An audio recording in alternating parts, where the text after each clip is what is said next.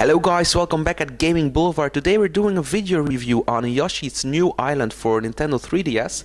The game starts with a stork delivering baby Mario and baby Luigi at the wrong house. He really panicked over there and he tried to fix his mistake by taking care of the babies once again. But in the air he was attacked by Kamek, resulting in a kidnapping of baby Luigi and baby Mario falling down straight into Yoshi's new island.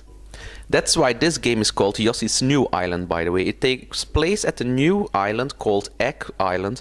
And Egg Island is a real paradise, but Bowser Jr. wants to make a vacation spot over there. So it's up to the Yoshis to team up with baby Mario to stop Bowser Jr. and of course set free baby Luigi at the end.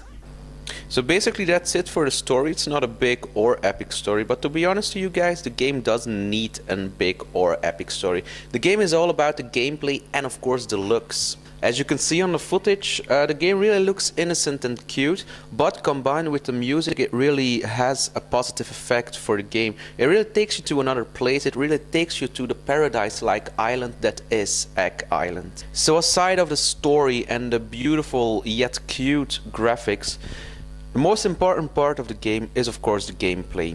A lot of people ask themselves, is this a new game or is it a remake of the original Yoshi's Island?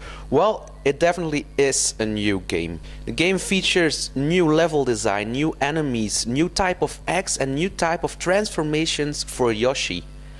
Let's start with the level design. So as I said before, the game takes place on Egg Island, but that doesn't mean that all levels look or play the same. On the island there are castles, forests and more special locations for you to discover, so every world feels different and every world has its own unique puzzles and challenges.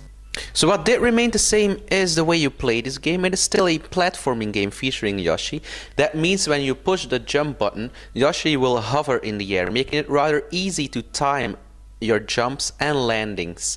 So it isn't as hard as Donkey Kong Country Returns, but the challenge isn't in the environment or the enemies, it is in collecting. Throughout the levels you'll be able to collect 30 little starmen, 20 red coins and 5 flowers.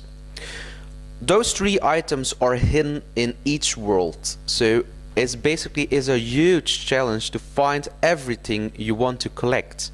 And that's where the difficulty level of the game is, collecting all those things by the end of the level.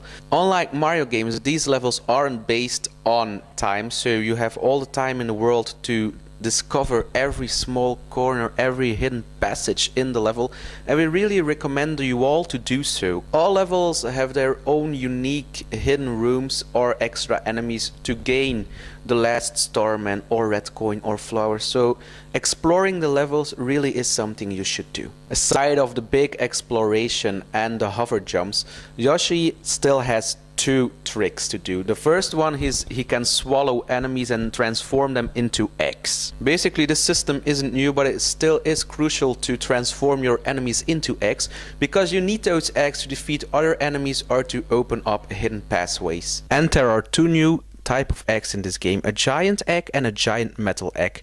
You acquire those eggs by swallowing a regular giant Shy Guy or a metal Shy Guy.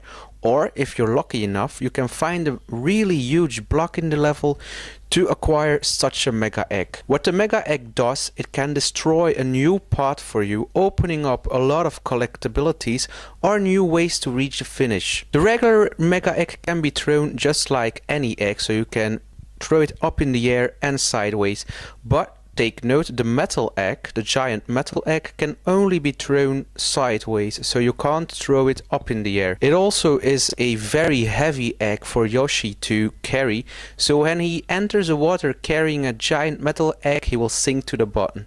The giant metal egg is used to deliver some of the most innovating and challenging puzzles in the game. Both new type of eggs really add something new to the gameplay and they are very awesome to play with as well. Last thing we need to discuss are Yoshi's transformations. When Yoshi enters a special door in the level, he will transform into several things such as a hot air balloon, a submarine, a helicopter, and way more transformations.